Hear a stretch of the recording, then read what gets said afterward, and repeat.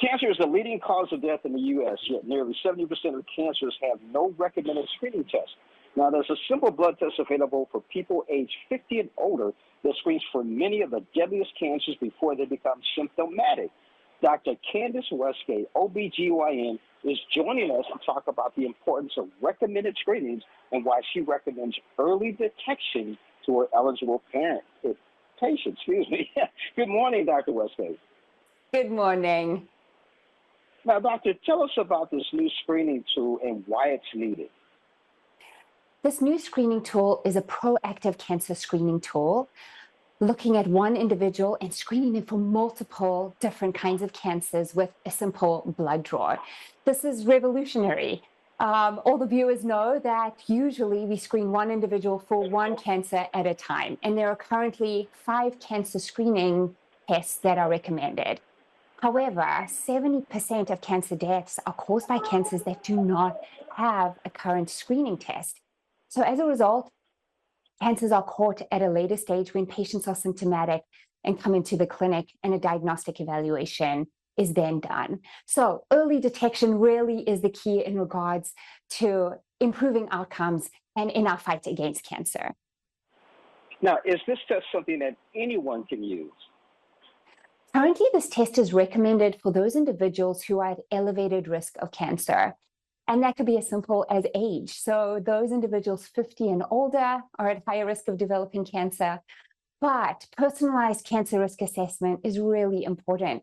Speak to your physician, understand what makes up cancer risk, as it's so multifactorial.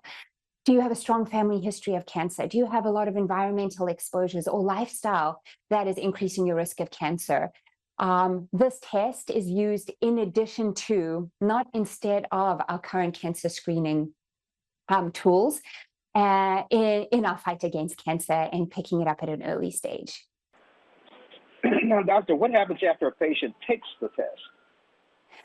After the patient takes the test, the blood is then sent to the lab where it is processed. Turnaround time for results is about 14 days. The physician or the provider, as well as the patient, will then get the test results. We recommend a follow-up visit with your ordering provider to discuss the results and what the potential next steps would be. So a cancer signal not detected is one result, or a cancer signal detected is another result.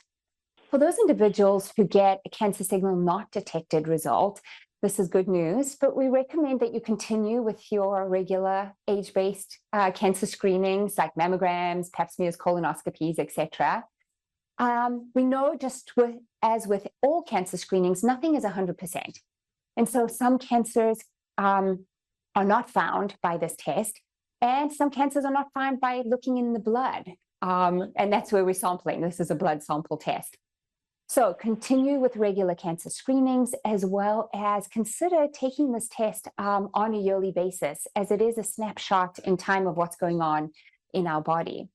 Now, for those individuals who come back with cancer signal detected, remember this is a screening test. So a diagnostic evaluation is then needed as part of the workup to determine if there is actually cancer found. This test is unique. It's looking for a unique cancer fingerprint, as we like to call it, that is unique to a cancer cell versus a regular cell in our body. But it also provides information about where that cancer cell is coming from. So what organ or what tissue. And this helps us as providers in regards to our diagnostic odyssey to be able to fine-tune the diagnostic evaluation for our patients. Now, what does a fingerprint mean, and does it mean the patient has cancer? The fingerprint is a unique pattern on cell-free DNA. So what happens in our body as our cells are growing and dividing, this is cancer cells too, DNA is shed and released into the bloodstream. This cell-free DNA is what it's called, has unique methylation patterns on it that set it apart if it's a cancer cell versus a regular cell. And these fingerprints are then analyzed further to tell us where it's coming from. So remember, it's a screening test. So diagnostic workup and evaluation is then needed to make that final diagnosis of a cancer. Now, what questions should we ask our doctors about taking the test, and where can they go for more information? I would recommend all patients start with the question to their providers is, what is my cancer risk? Am I in the general population, or am I at an elevated risk due to lifestyle, family history, age alone? Based on this, you will then know whether or not you're an appropriate candidate for this add-on test looking at multi-cancers with one simple blood draw. We're excited about this technology. It is improving access to care for patients. It's improving equality of care to patients, no matter your age, your gender, your race, your ethnicity. This test functions the same across the board.